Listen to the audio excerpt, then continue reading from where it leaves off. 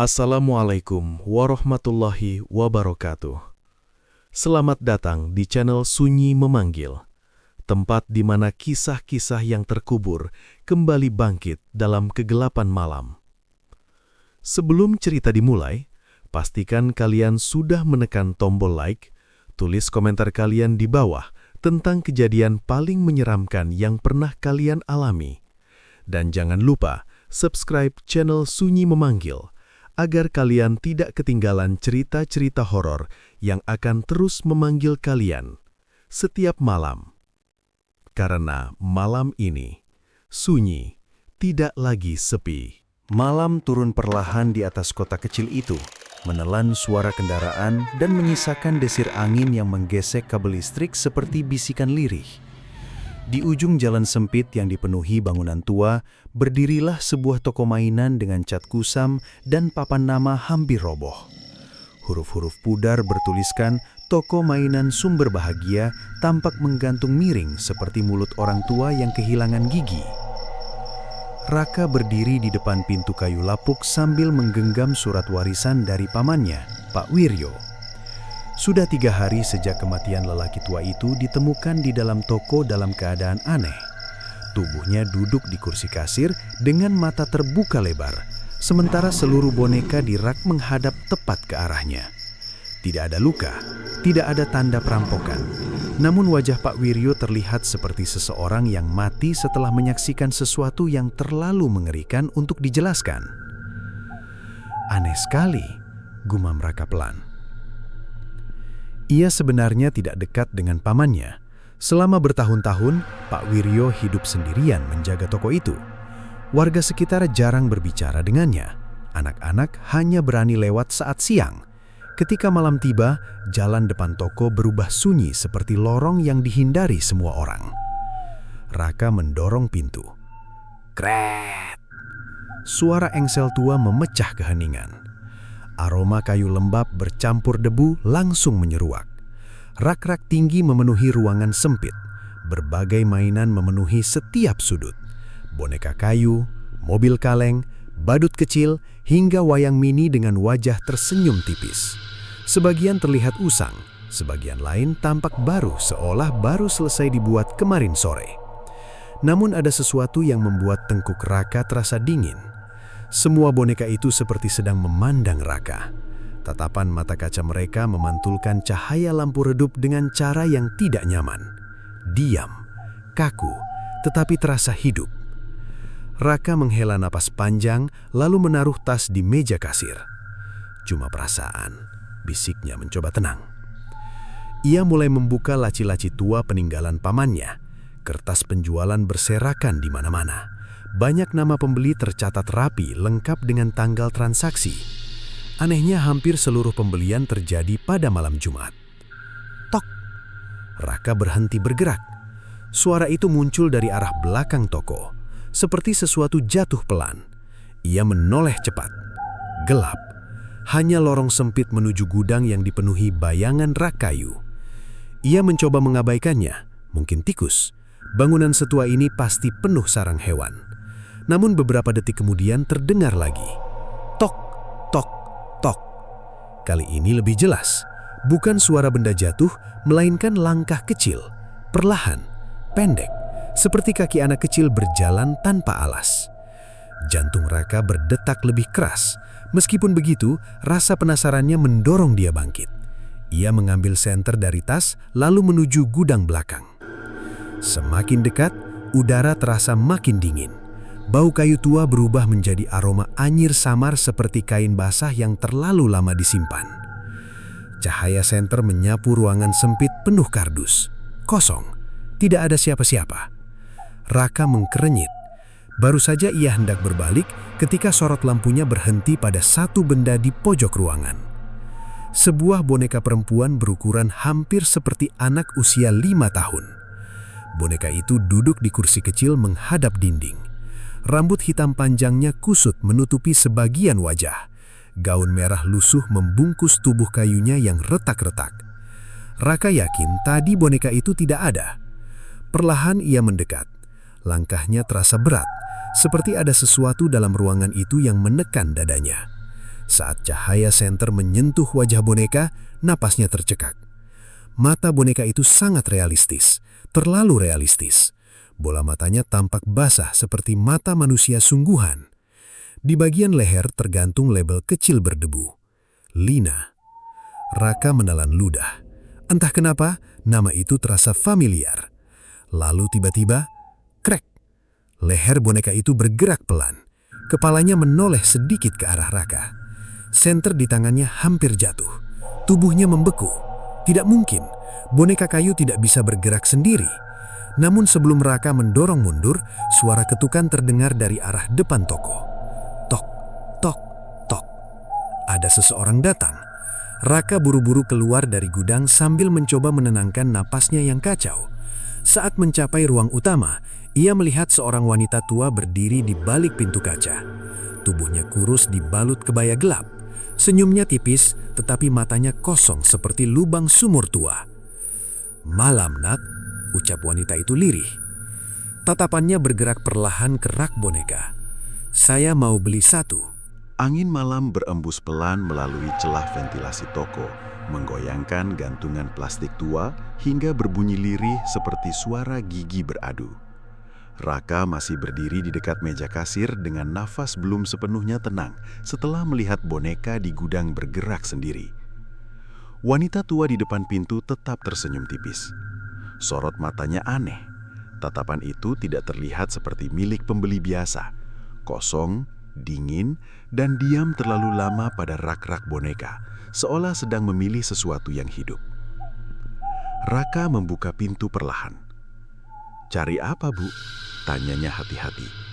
Wanita itu masuk tanpa menjawab lebih dulu. Aroma bunga melati bercampur tanah basah langsung menyusup ke ruangan. Langkahnya pelan, namun suara sandal kayunya menggema panjang seperti ketukan di lorong kosong. Tak lama kemudian, ia berhenti di depan rak paling ujung. Tangannya yang keriput menunjuk sebuah boneka kecil berbentuk anak perempuan memakai kebaya merah. Yang itu. Raka menoleh, dadanya langsung terasa tidak nyaman. Boneka itu sama persis dengan yang tadi berada di gudang. Rambut hitam panjang, mata kaca besar, label bertuliskan nama Lina. Raka yakin boneka itu tadi belum berada di rak depan. Aneh, pikirnya. Perasaan dingin menjalar seperti air es yang dituangkan perlahan ke punggungnya. Namun ia mencoba tetap tenang. Mungkin dirinya terlalu lelah sehingga mulai berhalusinasi. Raka mengambil boneka tersebut lalu membungkusnya memakai kertas coklat tua. Saat menyerahkan barang itu, jemari wanita tersebut menyentuh tangannya sebentar. Dingin, bukan dingin biasa, melainkan seperti menyentuh batu nisan saat hujan turun. Wanita itu mengeluarkan uang lusuh dari dalam tas kain hitam, lalu meletakkannya di meja kasir. "Jangan buka toko lewat tengah malam," bisiknya pelan. Raka mengerenyik. Maksudnya? Namun perempuan itu sudah berjalan keluar. Langkahnya perlahan menghilang di telan kabut tipis di luar bangunan. Jalan depan toko kembali sunyi seperti kuburan setelah pelayat pulang. Raka memandangi uang pembayaran tadi. Lembarannya kuno, tahun cetaknya bahkan sudah tidak beredar lagi.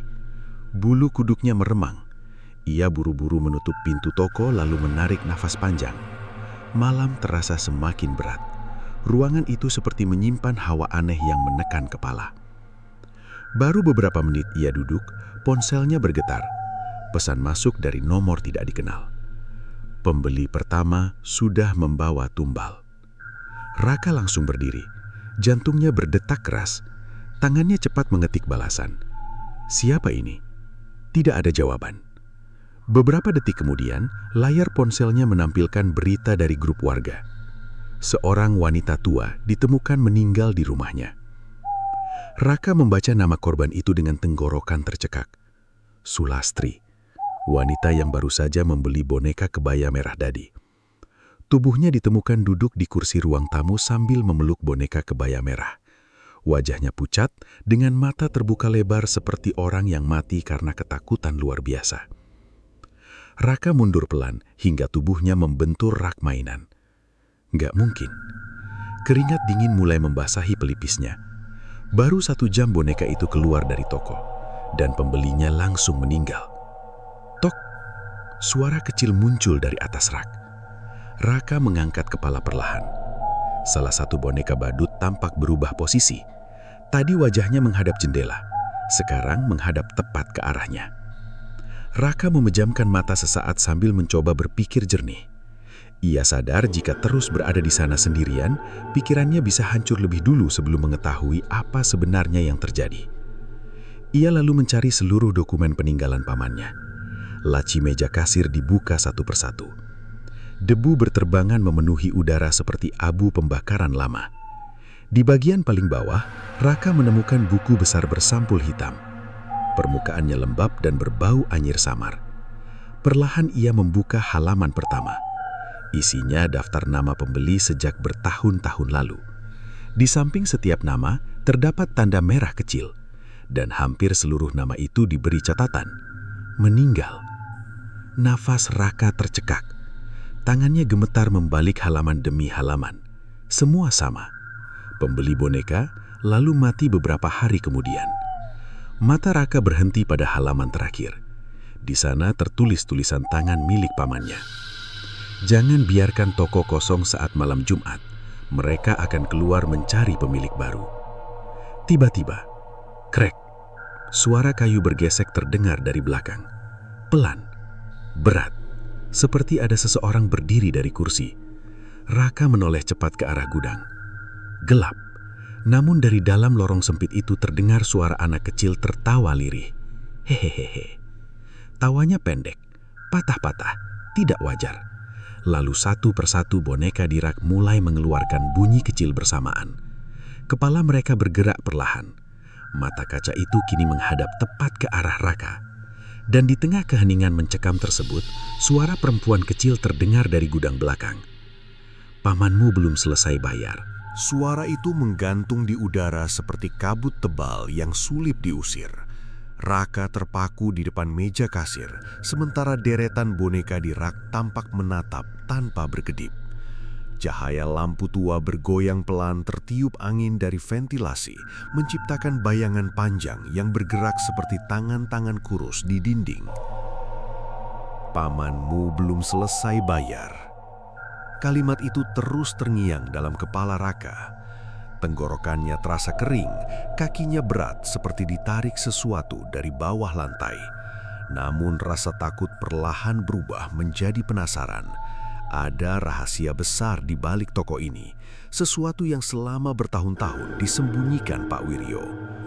Raka memberanikan diri melangkah menuju lorong gudang.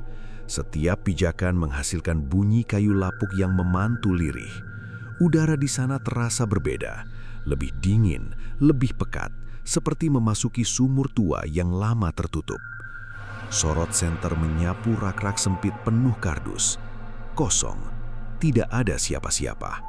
Namun di sudut ruangan, boneka perempuan bernama Lina kini berdiri menghadap pintu, padahal sebelumnya benda itu sudah dibeli wanita tua tadi malam. Jantung Raka langsung berdegup keras. Itu nggak mungkin. Boneka tersebut tampak lebih kotor dibanding sebelumnya. Gaun merahnya dipenuhi bercak hitam seperti lumpur basah. Rambut kusut menutupi sebagian wajah pucatnya. Lalu, tik, setetes cairan jatuh dari ujung kaki boneka. Merah. Raka memundurkan langkah perlahan. Tangannya gemetar saat cahaya senter diarahkan lebih dekat. Cairan itu bukan cat, warnanya terlalu pekat. Aroma anyir samar mulai memenuhi gudang, seperti bau besi berkarat setelah hujan. Tiba-tiba terdengar suara benda jatuh dari belakang rak. Brak! Raka terkejut lalu menoleh cepat. Sebuah kardus besar roboh sendiri ke lantai. Isinya berhamburan, puluhan foto lama berserakan. Dengan nafas memburu, Raka jongkok mengambil salah satunya. Foto hitam putih. Terlihat Pak Wiryo berdiri di depan toko bersama beberapa orang asing sambil tersenyum kaku.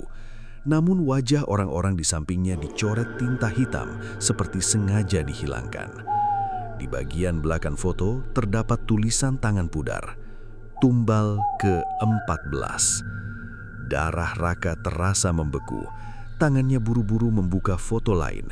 tumbal ke-21, tumbal ke-33. Semua gambar menunjukkan pembeli berbeda dan semuanya berdiri di depan toko yang sama. Raka mulai sadar, pamannya bukan sekedar pemilik toko mainan, ia memelihara sesuatu yang meminta korban terus-menerus. Angin dingin tiba-tiba berhembus dari arah belakang lehernya, pelan, basah, seperti embusan nafas seseorang yang berdiri sangat dekat. Raka langsung membalik tubuh, kosong. Namun saat cahaya senter bergerak ke kanan, nafasnya hampir berhenti. Di sela rak sempit, tampak seorang anak perempuan berdiri diam. Tubuh kecil, rambut panjang menutupi wajah, gaun merah lusuh, persis seperti boneka Lina. Anak itu tidak bergerak sedikit pun, hanya berdiri sambil menundukkan kepala. Raka mundur perlahan. Siapa kamu? Tidak ada jawaban. Beberapa detik kemudian, kepala anak itu terangkat pelan. Wajahnya pucat kebiruan, matanya hitam seluruhnya, seperti lubang kosong tanpa dasar. Lalu bibirnya tersenyum terlalu lebar. Lampu gudang tiba-tiba mati, gelap. Raka panik menekan senter berkali-kali hingga cahaya kembali muncul. Namun sosok anak tadi sudah hilang. Sebagai gantinya, seluruh rak di gudang berubah berantakan. Boneka-boneka kini berdiri menghadap dirinya. Jumlahnya puluhan, diam, kaku, tetapi terasa hidup. Tiba-tiba satu boneka badut mengeluarkan suara kecil. Krik. Kepalanya bergerak perlahan. Disusul boneka lain, lalu semuanya. Bunyi kayu berderik memenuhi ruangan seperti 1000 serangga merayap di langit-langit. Raka langsung berlari keluar gudang. Nafasnya memburu, dadanya terasa sesak. Ia menabrak meja kasir hingga buku hitam peninggalan pamannya jatuh terbuka di lantai. Sebuah halaman tersobek setengah terbuka tertiup angin. Mata Raka langsung tertuju pada tulisan besar di sana. Perjanjian dimulai setelah anak pertama. Di bawahnya terdapat catatan lain. Toko akan memberi kekayaan selama tumbal terus datang. Jika berhenti, pemilik menjadi pengganti. Raka terdiam. Potongan ingatan lama mendadak muncul di kepalanya. Saat kecil, ia pernah mendengar ibunya bertengkar dengan Pak Wiryo. Malam itu, ibunya menangis sambil berkata, "Kau jual anakmu sendiri demi tempat itu." Dulu Raka mengira itu hanya emosi keluarga biasa. Sekarang semuanya terasa berbeda. Anak pertama, tumbal, perjanjian. Jangan-jangan, belum sempat pikirannya selesai, suara telepon toko mendadak berdering keras. Kring, kring. Raka tersencak. Perlahan ia mengangkat gagang telepon tua itu. Tidak ada suara selama beberapa detik, hanya nafas berat. Lalu terdengar bisikan serak seorang pria tua. "Jangan biarkan mereka lapar." Sambungan langsung terputus. Bersamaan dengan itu, lampu toko berkedip cepat. Dan dari luar jendela, Raka melihat sesuatu berdiri di balik kabut malam. Puluhan anak kecil diam berjajar di depan toko, masing-masing memeluk boneka. Kabut malam menggantung rendah di depan toko, seperti asap pembakaran basah yang tidak mau hilang. Dari balik kaca kusam, Raka mengatap deretan anak kecil yang berdiri tanpa suara di tepi jalan. Tubuh mereka diam membeku, seolah bukan manusia, melainkan patung yang sengaja dipasang mengelilingi bangunan tua itu. Masing-masing memeluk boneka. Beberapa membawa badut kain. Sebagian mengenggam boneka kayu dengan kepala retak. Ada pula yang memeluk mainan tanpa mata. Pemandangan itu membuat dada Raka terasa sempit, seperti dihimpit batu besar. Lampu toko berkedip pelan. Cahaya redup memantulkan wajah anak-anak tersebut di kaca jendela. Kulit mereka pucat, bibir kebiruan, tatapan kosong seperti ikan mati di pasar pagi. Raka mundur selangkah. Lalu, salah satu anak mengangkat kepala perlahan. Matanya hitam seluruhnya. Senyumnya melebar terlalu tinggi hingga hampir menyentuh pipi. Tok, anak itu melangkah maju. Disusul lainnya. Tok, tok, tok. Suara kaki mereka terdengar bersamaan, seperti ketukan hujan di atap seng. Raka panik. Ia segera mematikan lampu depan toko lalu menunduk di balik meja kasir. Nafasnya memburu tidak beraturan. Telapak tangannya basah oleh keringat dingin. Ketukan kecil mulai terdengar di pintu kaca. Tak keras, justru pelan dan teratur. Tok, tok, tok. Seperti jemari mungil yang sabar menunggu dibukakan. Raka menahan nafas. Lalu, suara anak perempuan terdengar dari luar. "Om, buka." Suaranya lirih, lembut, namun terdengar seperti bisikan dari dasar sumur. Raka menutup mulutnya sendiri agar tidak mengeluarkan suara. Jantungnya berdetak sangat keras sampai terasa menyakitkan. Tok, tok, tok. "Om, bonekaku rusak." Suara itu kini terdengar lebih dekat, padahal pintu tetap tertutup rapat. Raka perlahan mengangkat kepala sedikit. Matanya langsung melebar. Seorang anak perempuan sudah berdiri di dalam toko, tepat di depan rak boneka. Gaun merah lusuh, rambut panjang menutupi sebagian wajah. Lina. Tubuh Raka membeku. Pintu tidak pernah terbuka, tidak ada langkah masuk. Namun sosok itu kini berada hanya beberapa meter darinya. Perempuan kecil tersebut memeluk boneka tanpa kepala sambil menunduk diam. Ruangan menjadi sangat dingin. Hembusan angin tipis bergerak melewati selarak seperti nafas panjang seseorang yang baru bangun tidur. Perlahan, Lina mengangkat wajah. Matanya kosong, hitam pekat. "Dia lapar," bisiknya. Lampu toko tiba-tiba padam total. Gelap langsung menelan seluruh ruangan. Raka refleks mundur hingga tubuhnya menghentam lemari kayu. Suara nafas kecil mulai terdengar di berbagai sudut. Bukan satu, banyak. Pendek-pendek, seperti puluhan anak berdiri mengelilinginya dalam kegelapan. Tangan Raka gemetar mencari senter. Klik, cahaya akhirnya menyala. Namun pemandangan di depannya membuat tenggorokannya tercekak. Seluruh boneka di toko berpindah posisi.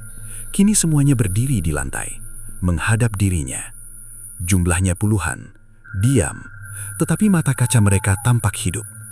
Raka langsung berlari menuju pintu belakang. Langkahnya tergesa hingga hampir terpelasat kardus tua. Saat melewati meja kasir, matanya menangkap sesuatu di lantai. Sebuah foto lama tergeletak di bawah kursi. Ia buru-buru mengambilnya. Foto keluarga. Pak Wiryo berdiri bersama seorang wanita muda dan anak laki-laki kecil. Wajah anak itu langsung dikenali Raka. Dirinya sendiri. Nafasnya tertahan.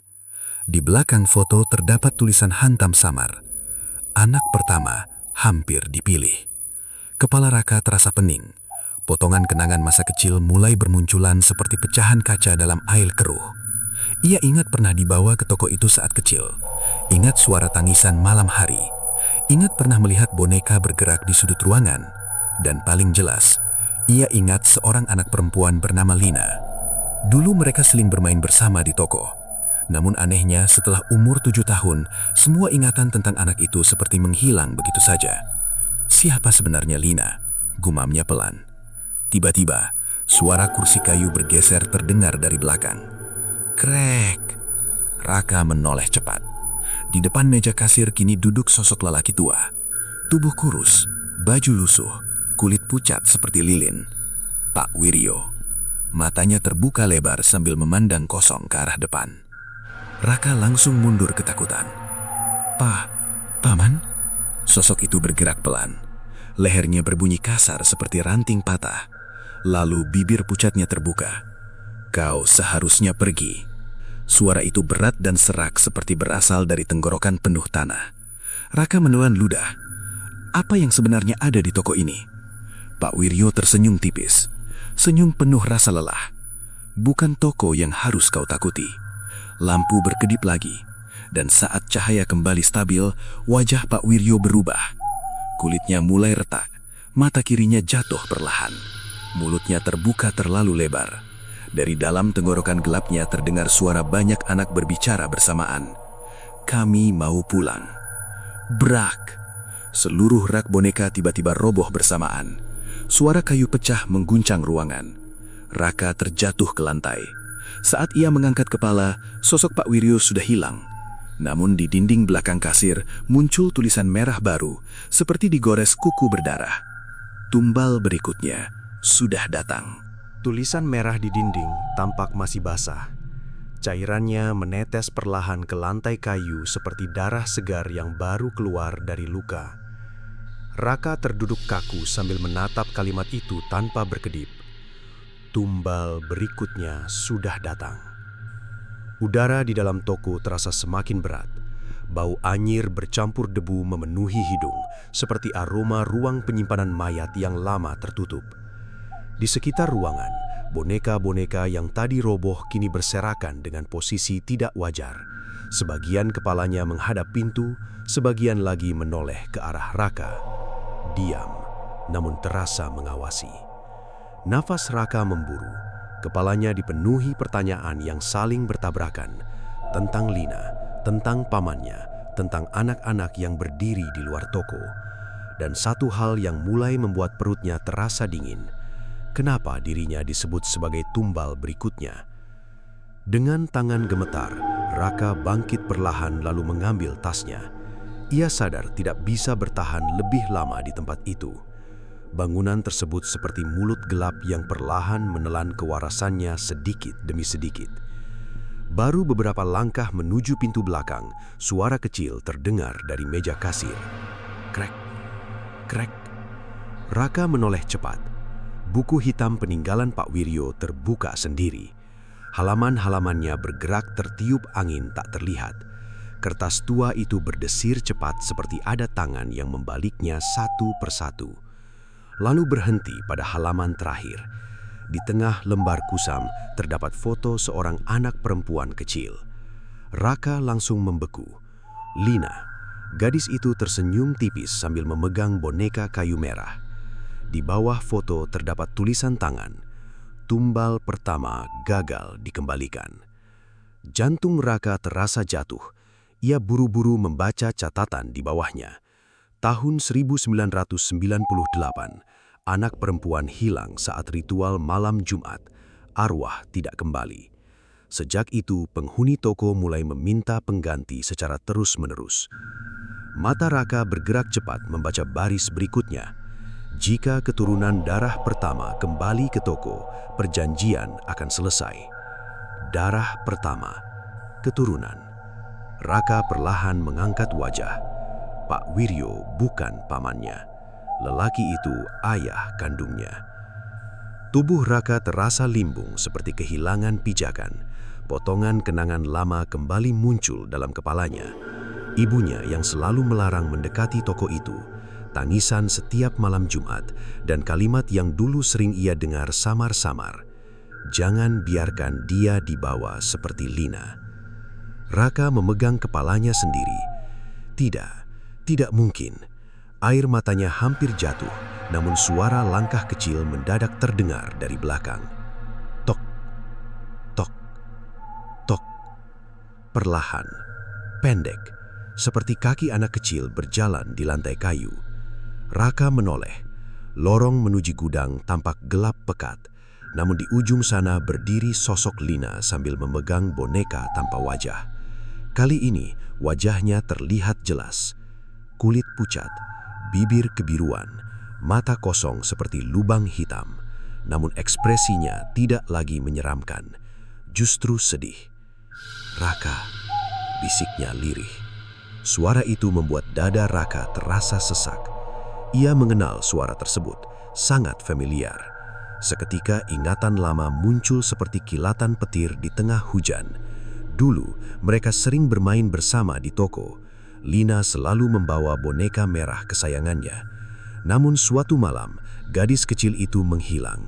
Dan setelah kejadian itu, ibunya membawa Raka pergi jauh dari kota.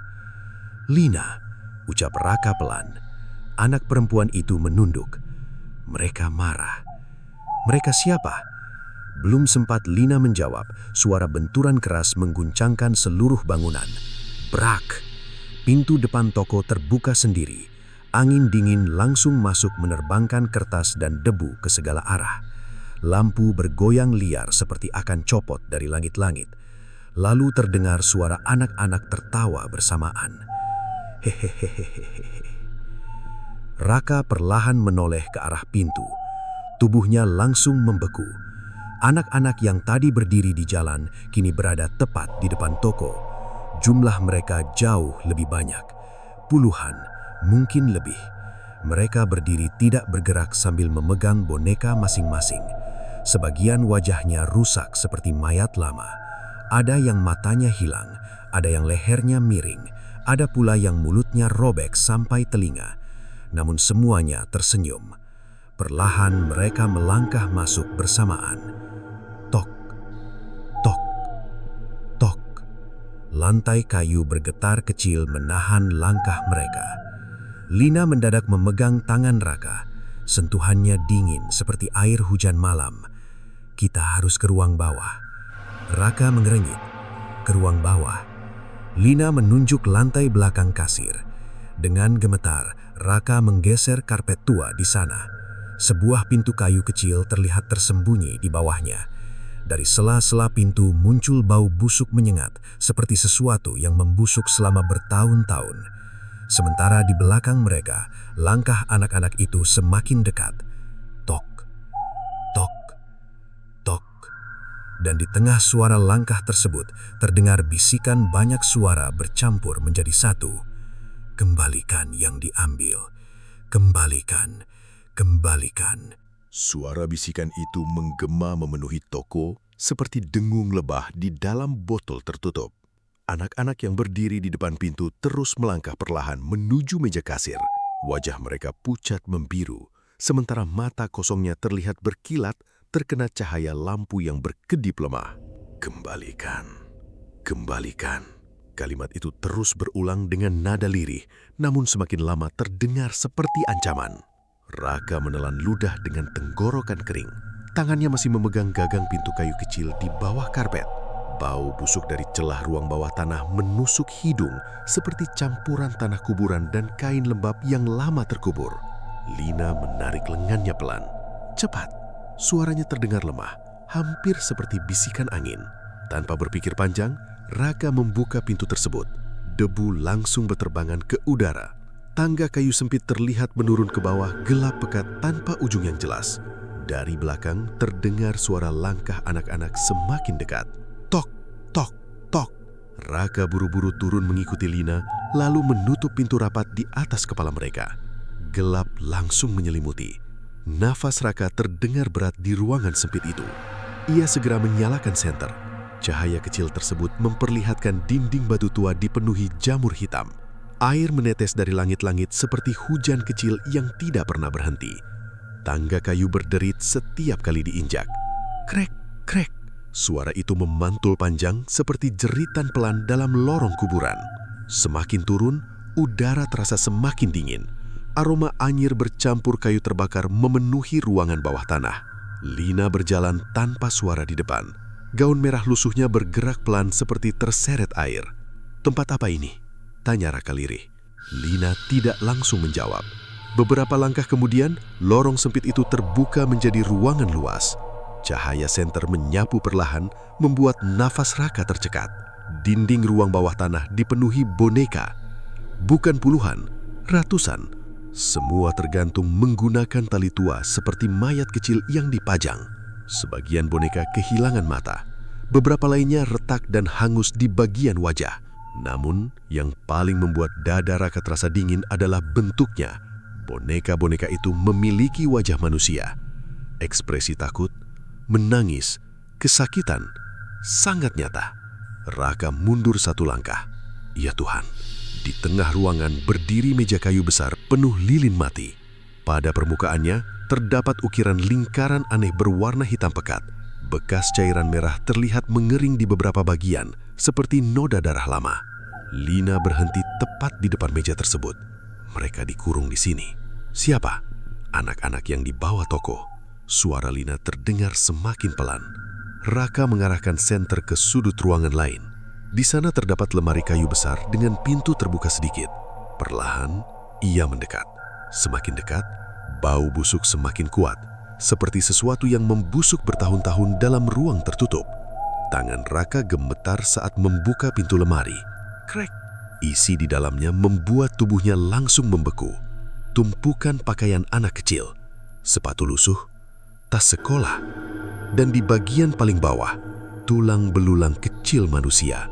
Raka mundur cepat sambil menutup mulutnya. Kepalanya terasa berputar. Pak Wiryo benar-benar melakukan sesuatu yang mengerikan di tempat ini. Bukan sekedar pesugihan biasa, melainkan perjanjian yang memakan anak-anak. Air menetes dari langit-langit jatuh tepat di lantai batu. Tik, tik, tik. Di tengah suara itu, Raka mendengar langkah lain. Bukan langkah Lina, lebih berat, pelan, seperti seseorang menyeret kaki. Raka menoleh cepat ke lorong belakang, gelap. Namun dari sana terdengar suara nafas kasar. Senter diarahkan perlahan, dan sesosok tubuh tinggi muncul dari balik bayangan. Raka langsung membeku. Tubuhnya sangat kurus dengan kulit pucat keabu-abuan. Tangannya panjang hampir menyentuh lantai.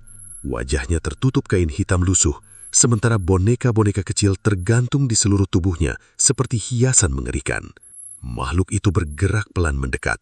Setiap langkahnya menghasilkan bunyi retakan tulang. Krak, krak. Lina mundur sambil menggenggam baju Raka. Itu penjaganya. Makhluk itu berhenti beberapa meter dari mereka. Kepalanya miring perlahan. Dan lalu suara anak-anak keluar dari balik kain penutup wajahnya. Mana gantinya? Suara itu bercampur banyak nada sekaligus, seperti puluhan mulut berbicara bersamaan dalam satu tenggorokan. Raka mundur perlahan sambil mencari jalan lain. Namun saat cahaya senter bergerak ke belakang, ia baru sadar sesuatu. Seluruh boneka yang tergantung di dinding kini bergerak pelan. Kepala mereka menoleh bersamaan. Mata kaca itu memandang lurus ke arahnya. Lalu satu persatu boneka mulai tertawa kecil. Hehehe, hehehe. Suara tawa memenuhi ruang bawah tanah seperti 1000 tikus berbisik di telinga. Makhluk tinggi itu mengangkat tangannya perlahan. Jari-jarinya kurus panjang seperti akar pohon mati. Kembalikan anaknya. Tanah mendadak bergetar kecil. Lilin-lilin mati di meja tiba-tiba menyala sendiri dengan api hijau redup. Dan di tengah cahaya menyeramkan tersebut, Raka melihat sesuatu terukir di lantai batu. Sebuah nama, Lina Wiryo. Api hijau dari lilin-lilin tua bergoyang pelan, memantulkan cahaya pucat ke seluruh ruang bawah tanah. Bayangan boneka di dinding bergerak seperti ratusan tubuh kecil yang menari tanpa irama. Udara terasa semakin pengap, seolah tempat itu tidak pernah disentuh matahari selama puluhan tahun. Raka berdiri membeku sambil menatap tulisan di lantai. Lina Wiryo. Huruf-huruf itu terukir dalam, penuh noda hitam yang sudah mengering seperti bekas luka lama. Kepala Raka terasa berat. Lina memakai nama belakang yang sama dengan Pak Wiryo. Dadanya mendadak sesak, seperti dihantam kenyataan yang terlalu besar. Dia anak paman? Suara Raka bergetar. Lina menunduk perlahan. Rambut panjangnya jatuh menutupi wajah pucat. Aku adikmu. Kalimat itu terdengar lirih, namun cukup membuat tubuh Raka kehilangan tenaga. Kakinya terasa lemas seperti batang kayu lapuk yang hampir patah. Semua potongan ingatan mulai tersusun. Pak Wiryo bukan hanya pemilik toko. Lelaki itu ayah kandung mereka. Dan Lina adalah anak yang hilang dalam ritual pesugihan bertahun-tahun lalu. Raka memegang kepalanya sendiri sambil mundur perlahan. Tidak, ini nggak masuk akal. Namun sebelum Lina menjawab, makhluk tinggi di depan mereka bergerak lagi. Krak, krak. Suara tulangnya berbunyi kasar setiap kali melangkah. Boneka-boneka kecil yang tergantung di tubuhnya ikut bergoyang pelan, mengeluarkan bunyi tawa tipis, seperti suara anak bermain di kejauhan. Makhluk itu mengangkat kepalanya perlahan. Kain hitam yang menutupi wajahnya mulai terbuka sedikit. Dari celah gelap, tampak banyak mata kecil bergerak-gerak di dalamnya. Bukan satu pasang, puluhan. Raka langsung mundur lebih jauh. Lina menarik tangannya. Jangan lihat wajahnya. Dia siapa? Penagih perjanjian. Suara Lina terdengar penuh ketakutan. Makhluk tersebut berhenti tepat di depan meja ritual. Tangan panjangnya menyentuh ukiran hitam di atas kayu tua. Seketika, api lilin membesar seperti disiram minyak. Ruangan langsung dipenuhi bisikan. Tangisan anak-anak terdengar dari segala arah. Pelan, menyedihkan, seperti suara orang yang dikurung terlalu lama dalam tempat gelap. Raka menutup telinga, namun suara itu tetap masuk ke kepalanya. "Tolong kami, pulang, sakit." Air mata mulai jatuh dari sudut mata Lina. "Mereka semua korban toko." Raka menatap dinding penuh boneka. Kini ia sadar, boneka-boneka itu bukan sekedar mainan. Masing-masing menyimpan arwah anak yang dijadikan tumbal. Karena itulah mata mereka terlihat hidup. Karena di dalamnya memang ada sesuatu yang masih terjebak. Tiba-tiba, makhluk tinggi tadi berbicara lagi. "Perjanjian belum selesai." Suaranya seperti ranting kering digesek di atas batu. "Darah pertama harus menggantikan." Raka langsung memahami maksudnya. Dirinya, ia yang harus menjadi tumbal terakhir agar semua arwah di toko tetap terikat. Nafas Raka memburu. "Kalau aku nolak?" Makhluk itu diam beberapa detik. Lalu seluruh boneka di dinding mulai bergerak bersamaan. Kepala mereka menoleh pelan. Mulut kayu retak terbuka dan suara anak-anak keluar serempak. "Kami akan keluar." Tiba-tiba seluruh ruang bawah tanah bergetar keras. Duk! Debu jatuh dari langit-langit. Lilin bergoyang liar. Dari atas terdengar suara kaca pecah dan benda-benda berjatuhan. Tokonya mulai rusak. Lina memandang Raka dengan mata penuh kesedihan. "Ayah gagal bayar tumbal selama bertahun-tahun. Mereka marah. Ayah masih hidup." Lina perlahan menggeleng. "Tubuhnya mati, tapi jiwanya masih diikat toko." Raka terdiam. Mendadak ia teringat wajah Pak Wiryo yang duduk di meja kasir malam tadi. Sosok itu bukan sekedar hantu biasa. Arwah lelaki tersebut belum benar-benar pergi. Makhluk tinggi kembali melangkah mendekat. Kini jaraknya hanya beberapa meter. Bau busuk menyebar semakin kuat seperti bangkai yang lama terendam air. "Pilih." Tangan panjangnya menunjuk Raka. "Satu nyawa atau semuanya bebas." "Bebas?" Lina langsung menatap Raka cepat. "Kalau mereka bebas, kota ini hancur." Belum sempat Raka menjawab, terdengar suara benturan keras dari atas. Brak! Pintu ruang bawah tanah terbuka sendiri. Udara dingin langsung terobos masuk. Dan dari tangga gelap, terlihat anak-anak yang tadi berada di luar toko mulai turun perlahan, satu demi satu. Tubuhnya bengkok, langkahnya patah-patah seperti boneka rusak. Mereka tersenyum sambil membawa mainan masing-masing.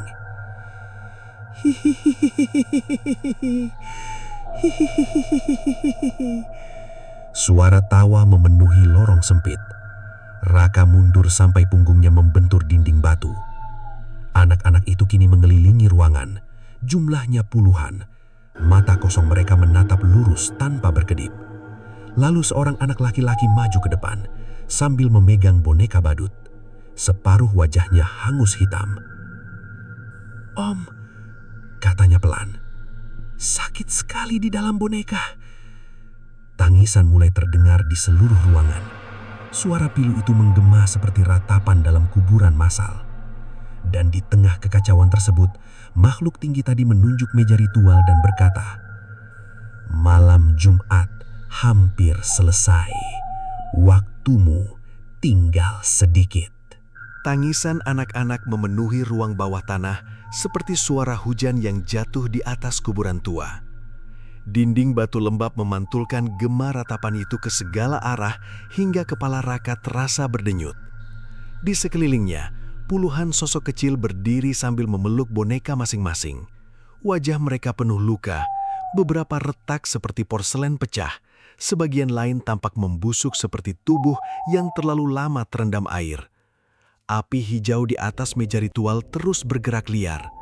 Bayangan makhluk tinggi di depan ruangan memanjang di lantai seperti akar hitam yang hidup. Malam Jumat hampir selesai. Kalimat itu terus terngiang dalam kepala Raka. Ia tahu waktu semakin sedikit. Jika tidak melakukan sesuatu, semua arwah dalam toko akan lepas. Dan bila itu terjadi, seluruh kota bisa berubah menjadi tempat kematian. Raka memandang Lina. Gadis kecil itu berdiri diam sambil memeluk boneka merah lusuh. Mata hitamnya terlihat lebih sendu dibanding menyeramkan. "Kita harus gimana?" tanya Raka lirih. Lina menatap meja ritual. Perjanjiannya harus diputus. Caranya? Anak perempuan itu perlahan menunjuk api hijau di tengah lingkaran hitam. Bakar jantung toko. Raka mengernyik. Jantung toko. Lina mengangguk pelan. Ada sesuatu yang disimpan ayah di bawah meja itu. Belum sempat Raka bergerak, makhluk tinggi mendadak mengeluarkan suara berat seperti kayu patah. "Jangan!" Suara itu mengguncangkan ruangan. Boneka-boneka di dinding langsung bergerak bersamaan. Tali yang menggantung mereka berayun pelan seperti mayat kecil tertiup angin. Makhluk tersebut melangkah cepat. Kerak, kerak. Kini gerakannya tidak lagi lambat. Tangannya yang panjang terulur ke arah Raka seperti akar pohon mati yang mencoba mencengkram mangsa. Raka langsung mundur. Tangannya meraih batang besi tua di dekat lantai, lalu mengayunkannya sekuat tenaga. Brak! Batang besi menghantam lengan makhluk itu, namun bukan darah yang keluar, melainkan serbuk hitam pekat seperti abu pembakaran. Makhluk tersebut menjerit keras. Suara jeritannya bercampur tangisan puluhan anak sekaligus hingga telinga Raka berdenging. Lina menarik tangan Raka cepat. Sekarang, mereka berlari menuju meja ritual. Langkah anak-anak di sekitar ruangan mulai kacau.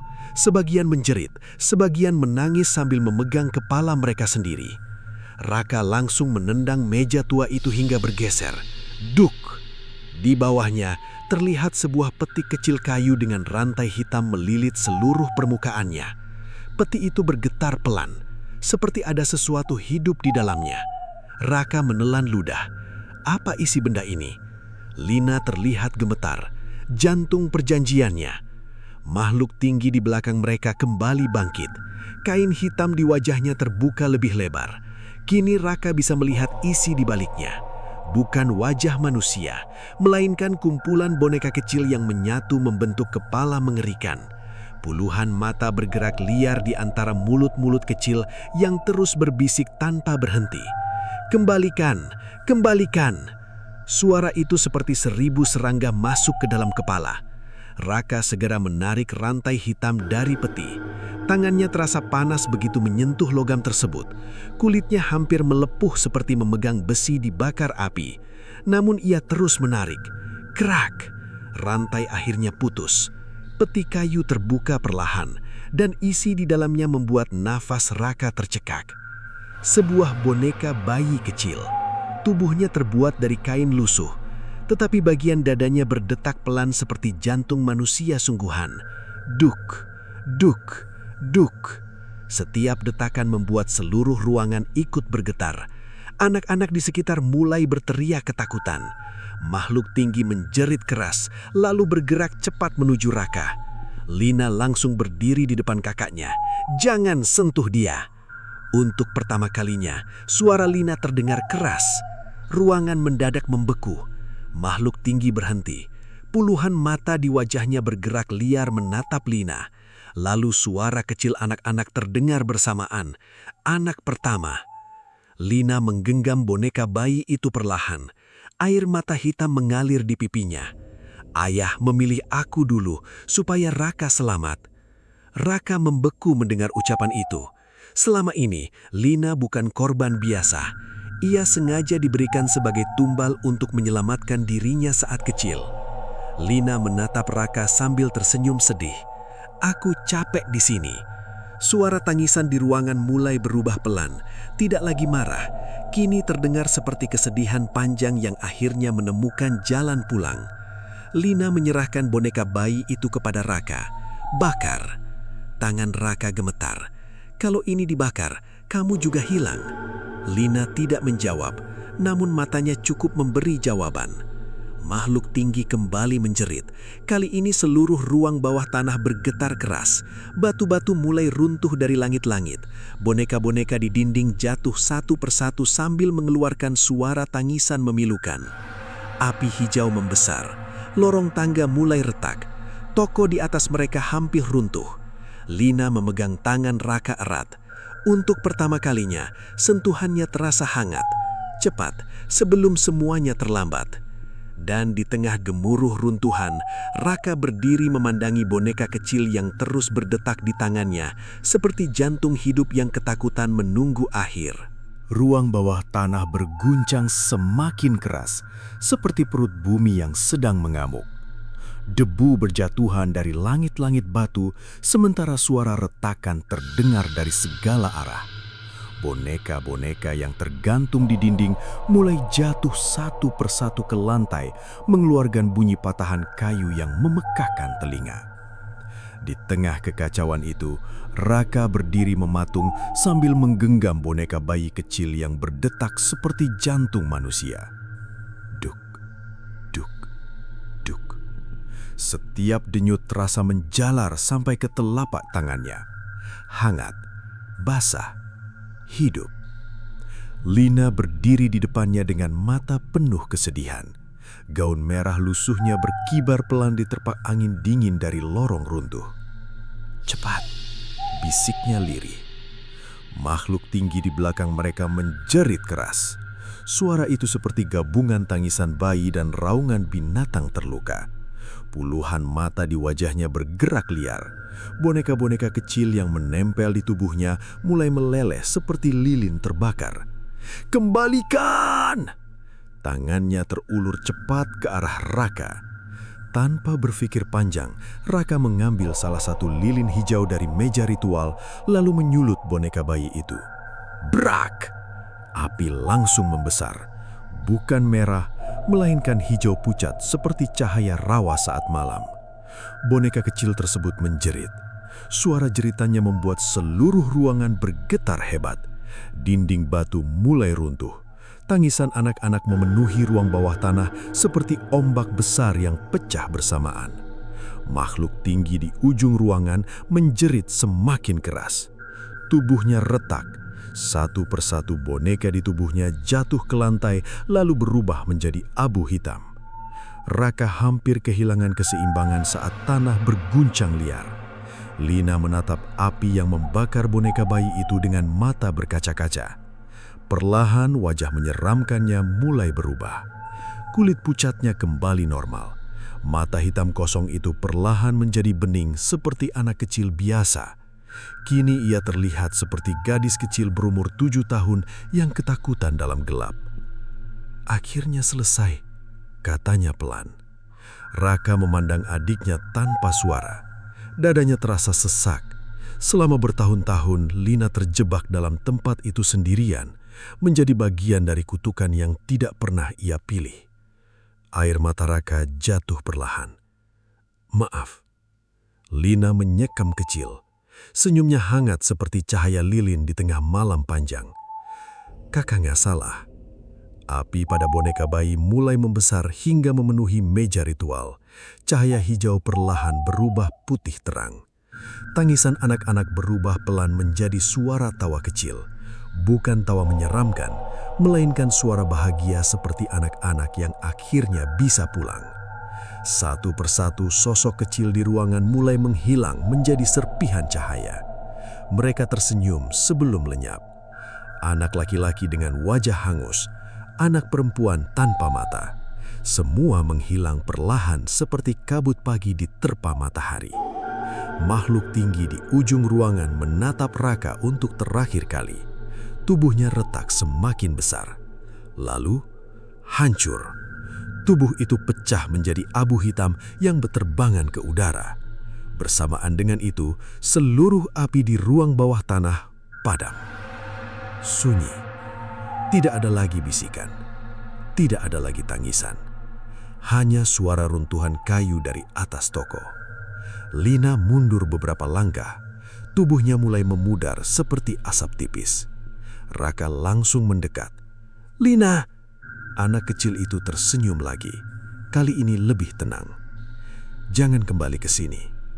Tangannya perlahan terangkat menunjuk tangga menuju ke atas. "Pergi sebelum toko menutup selamanya." Tubuh Lina semakin transparan. Raka mencoba meraih tangannya, namun jemarinya hanya menyentuh udara dingin. "Kita belum sempat jadi keluarga." Suara Raka pecah. Lina menatap kakaknya lama, lalu berkata pelan, "Dulu aku senang punya kakak." Setelah kalimat itu selesai, tubuhnya berubah menjadi cahaya putih kecil, perlahan menghilang di udara gelap. Raka berdiri diam beberapa detik. Dadanya terasa kosong seperti rumah tua yang ditinggalkan penghuninya. Namun gemuruh runtuhan kembali terdengar. Bangunan itu akan roboh. Raka segera berlari menaiki tangga kayu. Lantai toko di atas sudah retak di mana-mana. Rak mainan roboh memenuhi ruangan. Kaca depan pecah berserakan seperti es tipis. Saat Raka berhasil keluar dari pintu utama, suara ledakan keras terdengar dari belakang. Brak! Toko mainan itu runtuh seluruhnya. Debu membumbung tinggi ke udara malam seperti kabut abu. Raka jatuh terduduk di jalan sambil terengah-engah. Angin malam berhembus pelan melewati puing bangunan. Sunyi. Akhirnya benar-benar sunyi. Beberapa warga mulai berdatangan karena suara runtuhan. Namun saat mereka bertanya apa yang terjadi, Raka hanya diam menatap bekas toko yang kini tinggal tumpukan kayu dan batu. Lalu, di tengah puing yang masih berasap, Raka melihat sesuatu. Sebuah boneka kecil berkebaya merah. Boneka itu duduk sendirian di atas reruntuhan. Utuh, bersih, dengan senyum tipis di wajahnya. Dan sebelum angin malam meniup debu terakhir dari tempat itu, Raka mendengar suara anak perempuan berbisik sangat pelan. "Terima kasih, Kak."